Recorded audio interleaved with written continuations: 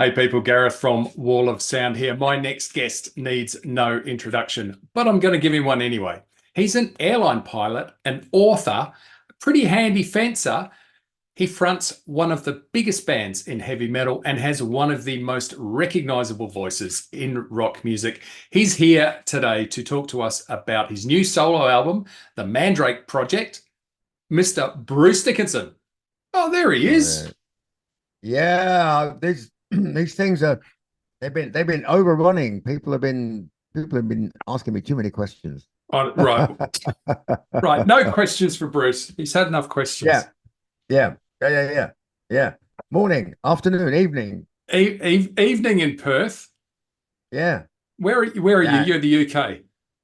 yeah. No, I'm in Paris. I Oh, just define myself by what the temperature is outside now. So I'm -4 at the moment.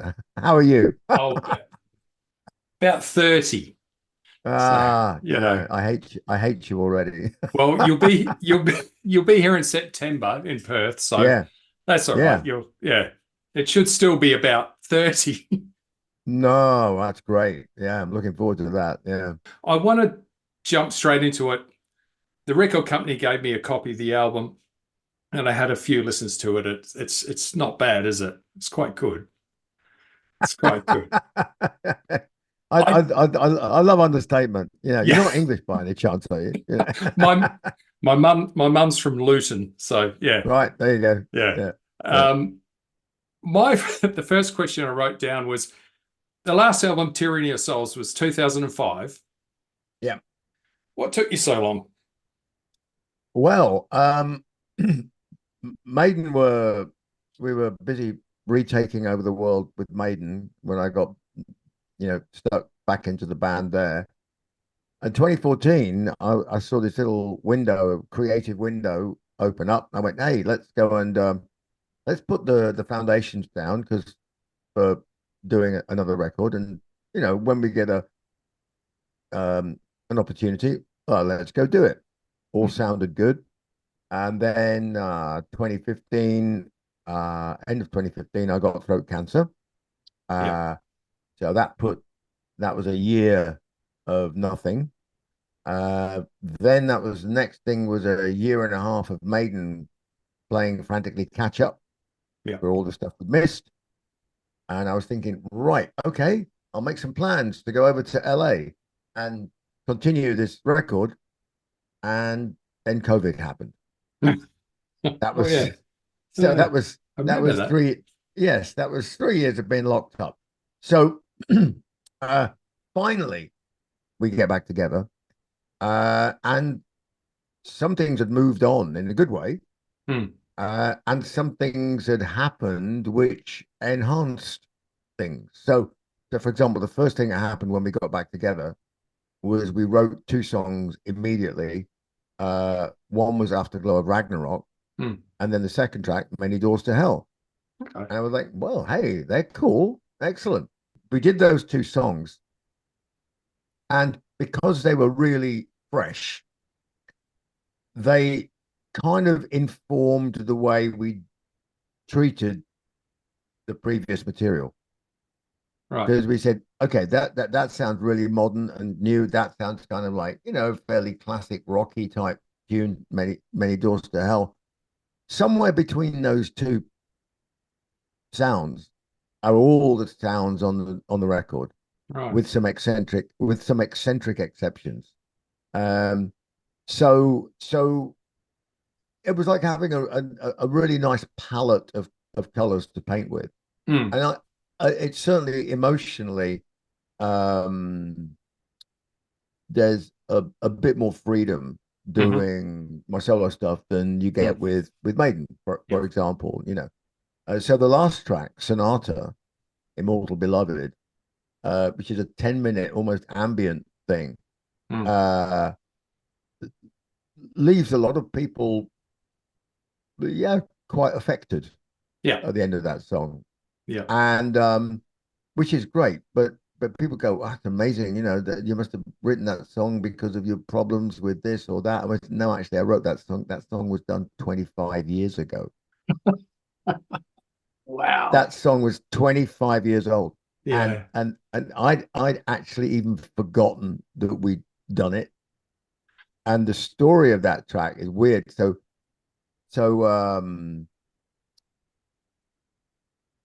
Roy went to see the movie Immortal Beloved, Gary Oldman as Beethoven, goes home, inspired, stays up late one night, samples an actual record of Beethoven's Moonlight Sonata, puts that groove to a drum machine, and then just plays guitar and mellotrons and synth and layers things up, and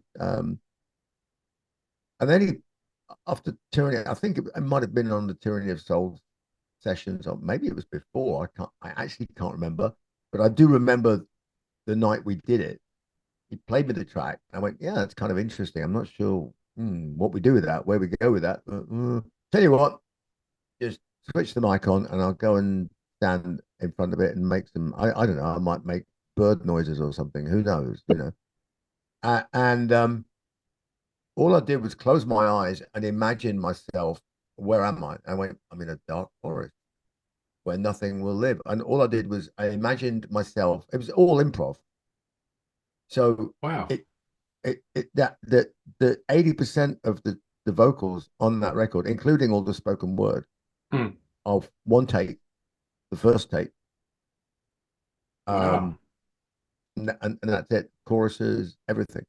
When we really dug up the song, and I listened to it. I mean, I was driving around listening to it. Roy gave me a CD, and I was driving around in the car listening to it in LA, to all the demos that we had. And my then girlfriend, now my wife Leanna, she was listening to it, and she goes, wow, that's the most emotional thing I've ever heard you sing. And I went, so you think it's okay then? She goes, oh my God, are you kidding me? I said, I was just thinking it was a bit weird to be on the record. She goes, oh my God, I'm going to divorce you if you don't put that on the record. I went, I was like, wow, really? She goes, yeah, really. I went, okay. So I had to write a second verse because there was no second verse, because by the time I'd sung the first verse and the chorus, I was so impressed with myself. I realized I was halfway through the second verse and I went, shit, Yeah. missed it. But then the chorus was coming up, and then in my head, I'd concocted this story, like a twisted fairy tale, twisted version of Sleeping Beauty. Yeah. And that made up the bulk of the rest of it. But yeah, it's basically improv. It's one take. Yeah. I mean, I don't do that, but it's not something I do every week, But the planets align, and the song before that, Shadow of the Gods, was written at the time of Tyranny of Soul, Right. or shortly afterwards, because Roy and I there was an idea to do a project called the Three Tremors, which was going to be me, Rob Halford, and Ronnie James Dio doing an album together. Wow. And Yeah. then going out on tour. Well, that never happened because Ronnie unfortunately passed away. Yep. The idea was maybe to get Jeff Tate involved, and that kind of didn't work out. But in the meantime, we were busy trying to write songs that would feature three singers. When the project didn't happen, we'd done two of them. One of them was Tyranny of Souls, which, if you notice, it's the opening lines to Tyranny of Souls is the three witches' speech from Yes. Macbeth. And of course, if there were three singers, you'd have them all on stage going, "When shall we three meet again?" Yeah. And done. And in fact, I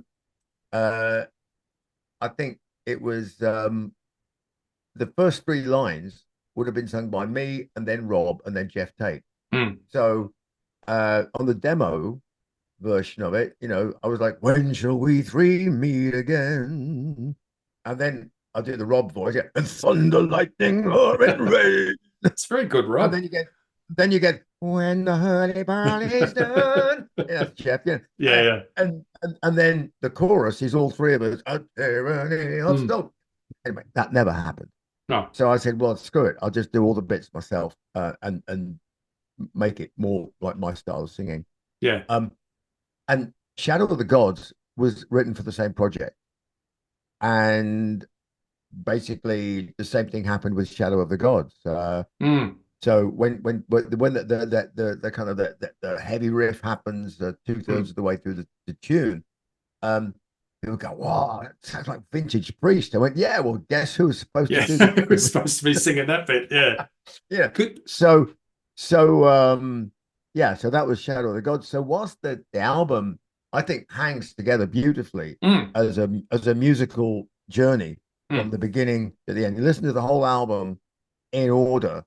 Mm. Uh I defy you not to be moved by the end of it, It, emotionally. I was gonna mention that. I was just gonna go back to that because you did when you say that the song was written Shadow of the Gods for three singers, because you do your backing vocals as well. Yeah, I do, yeah. On so yeah, so that was yeah, so you're doing and that's got I did the same thing. I listened to the album top to bottom a few times. And the first time, and when Face in the Mirror hit, which is slower, and I thought, okay. Yeah, And I want to ask you about that song. yeah, And then Shadow of the Gods, and then Sonata, and it yeah, sort of rounded out. And I just went, excuse my French, fuck. That yeah, was not what I was expecting. It just sort of yeah, you listen, and you've got this sort of yeah. yeah. Your wife is correct.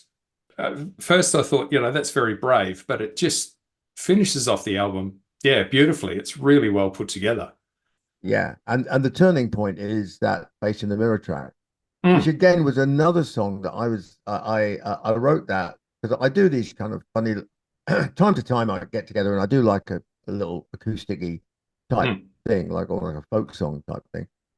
So I written that song, and it was a bit of a combo of songs about people that people I know, mm, who've had problems in particular with it with alcohol, with mm. drinking, you know. And the song is basically, look, hey, face in the mirror there, but for the grace of God goes everybody, including me. You know, Yeah. it's an easy to slide down that slippery slope with realizing it and without allocating blame or you're a bad person or this or that. Mm, Good people end up in bad places. yeah. So I that's the song, and I thought, well, I'm not sure that's going to make a record. And I did the demo of it. I actually played the extremely naive guitar solo on it, that little nylon string thing. So that's actually me. Wow. And it's never my intention to have that on the record. Yeah. Um, I thought somebody better than me can do a guitar solo that's better than that. Uh, and then I came back 2 3 years later, and Roy said, "By the way," he said, "you know that song that you weren't interested in?" He said, I that it spoke to me in a lot of ways. That the lyric," he said, "I couldn't let it go." He said, "So I've mucked around with it a little bit, see what you think." Yeah. And he basically took all the elements of the song and he just put them in different orders and edited them a little bit. And there was a guitar solo. I went, "You kept the guitar solo?" He said, "Yeah, yeah, it's cool. It fits. It's Wow. just understated." And I Yeah. went, I said, "Did I do that?" He went, "Yeah, yeah, yeah. You did the whole song. You sang all of that, but just not in that particular order." I went, Right. "Wow. Yeah. Well, I guess it makes the record then." So Yeah. so there were lots of moments like that where, um, and when we put the album order together finally, um, I was as surprised as everybody else the way it turned out. Mm, The journey, you start with the journey and you go down, you think, yeah, first track Ragnarok, yeah, heavy, yeah. and then you go, oh my god, this is almost like classic rock, Scorpions, bam bam bam, Many Doors to Hell, which is about a vampire who wants to turn human again, but hey, there you go. Oh, um then you then as you do, then you get like Rain on the Graves, which is kind of like Robert. It's kind of like Green Man Alishi meets I don't know what Robert Johnson on the journey down to the great down to the. You meet guy meets the devil in a graveyard. Yeah, yeah, You know, yeah. devil It's says, "What do you want? What do you want? Don't lie, because I'll know." You know what I mean? Um, yeah. and that's going to be the second track. So we've Oh, done a video. fantastic. Yeah. That's going to be the second cut, with the video sensational. It's It's it's such a visual song yeah, when yeah, you yeah, yeah, listen to it. And I just read a book and I can't remember the author, called The Gallows Pole, about the yeah, coiners, you know. yeah, And I for whatever reason, it just sort of took me back to that book and that kind yeah, of era and the whole vibe about it. So yeah, yeah, yeah. Well, that one stood out. the uh the video we've done is a full homage to Hammer Horror. Oh, So fantastic. we've gone, Yeah, yeah. So it's great. It's going to be really cool. And a yeah. couple of weeks, it should be ready. Should be ready to be released. They Um, released it. yeah. So yeah, and then you get Resurrection Men, which was actually written at the top in 2014, at the time when I was thinking of doing a single comic for the album that would be part that would tell a story, and the album would be like a conventional concept album. Oh well, 7 years Y- later, moved away from all that. You're reading But my questions. yeah, oh yeah, oh yes. so so so so because uh, if eternity should fail was going to be the title track of the record. It's actually pulled off. It's actually borrowed. The title is borrowed from a Doctor Strange episode. Right. It called "If Eternity Should Fail." Um, Obviously, Maiden co-opted that track onto the Hmm. record. Not a problem. Cool. It was always my intention to kind of like repossess the track, Hmm. but I didn't get to do that until 7 years later. And by that time, the single comic that was going to be the subject of nothing was called the Mandrake Project either. The album title was the very last thing Wow. that and title of the comic. That was I'd written the comic, 12 episodes, graphic novels out.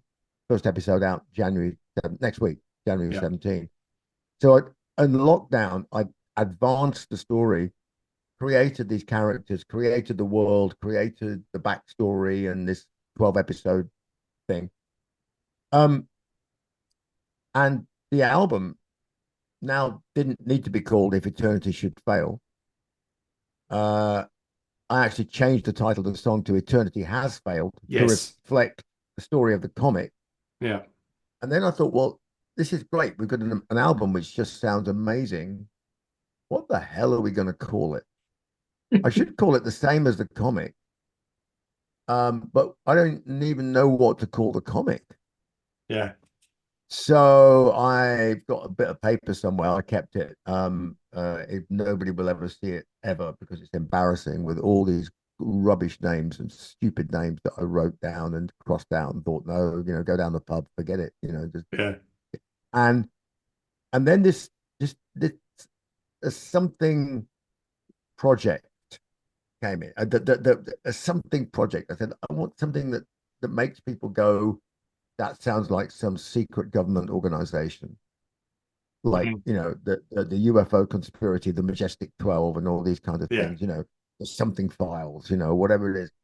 And Mandrake just popped into my head, so I googled it and I thought, this is kind of cool. This fits with all the dark kind of occulty stuff that's Hmm. on the in the comic, but fits beautifully with the record, because the first thing that I thought when I thought, okay, if I was seeing a record that was called the Mandrake Project, the first thing I would think is, what the hell is that? And that's a Yeah. great that I mean, bingo. That isn't surely that's a great way to start an album, is with a question mark. It's like, wow, what is this? Yeah. And so the more I thought about it, the more I thought it was cool, and that's how it ended up. But it was the very last thing was was the Yeah. title. Yeah. Yeah, It, and I think, when we saw the first single, The Afterglow of Ragnarok, and the title of the album, The Mandrake Project, everyone thought concept album. Bruce is going to do a concept album because he loves all that sort of stuff. And it's not at all. It's and not. I was surprised because the first time I listened to it, I went, well, that story. Where's the concept? What's going on here? Maybe I'm just a bit stupid. I'll listen to it again. Where's Robin Hood on ice? You know what I mean? King Arthur and the Knights of the Round Table on ice. What is going on? No, but it's I mean, you've answered all my questions. And I was going to ask you about Face in the Mirror because I think that's going to resonate with a lot of people. It did with me, and not because I think we've all looked in the mirror in the morning after a big night and gone, that wasn't a good idea, was it? But it's I don't think eclectic's the word, but it's quite a varied album. I mean, you've got a ballad basically on there, you know, and it's I suppose it I suppose it is. I mean, it's not beyond the bounds of possibility. Funnily enough, one of the guys, our promoter in Germany, because obviously we're touring this whole thing. So our promoter in Germany would listen to the record, and he's like, he said, that track, that Face in the Mirror, he said, that could be really good for German radio. I went, oh, okay, you know, I hadn't thought of that one, you know, but you never know, you know. You know, so they're still playing Tears of the Dragon like crazy. So, you know. Well, I was going to say you've done it before. We are running out of time, and I don't want to keep you for too long because I think I'm going to get kicked off by Zoom. You're coming down here with Maiden in kicking off 1st of September in Perth and doing an Australian tour. You've done a speaking tour of Australia. Are we going to see the Mandrake Project in Australia with Tears of the Dragon and the Chemical Wedding and the Tattooed Millionaire and all those things? I would love that. Yeah, you know, I would love that in a heartbeat. You know, I mean, I think we're going to get the album out. Let's get the reaction to the album. And then obviously we're going to do Australia with Maiden, which is going to be fantastic. I mean, so looking forward. I love coming to Australia. Well, we got hit by COVID before the last tour. It was So you know, and again because my band, you know, we're pretty agile, you know, because the show is basically we've got a screen, and it's other than that, it's all about the music. So you know, so we can be pretty neat and tidy about turning up. We're not turning up with 30 tons of equipment and stuff like that, you know. 10 trucks and a lighting rig and a monster. None of that, you know. So so from that perspective, it would be great to try and put together something in Oz / New Zealand, and maybe even Japan, you know. But that's a work in progress. Once we get done with this year, you know, because I'm pretty busy. I've done 40 shows, solo dates, before the 21 of July, and then like go lie down in the darkened room, and I wake up in Perth. You know, happens to a lot of people. What am I doing here? And so so we're actually in Perth rehearsing for 2 weeks before the first show with Maiden. So we're going to be we can come and annoy you. Tell me which pub you want to go. I'll buy you a beer. Well, mine's empty, so I'll buy you another one. So we're going to be hanging around for. I'm going to be in Australia for 4 or 5 weeks, I guess. You know, which is fantastic. It's worse places to be stuck for 5 weeks. Yeah. Well, I might even. We're thinking of coming down early because my buddy Kevin is the best man at my wedding. Is a psychology professor in Adelaide. He's in Adelaide. Yes. Yeah. You could maybe do another season of Psycho Schizo Espresso because you know. Well, we're haven't heard that for a bit. Yeah. No. Exactly.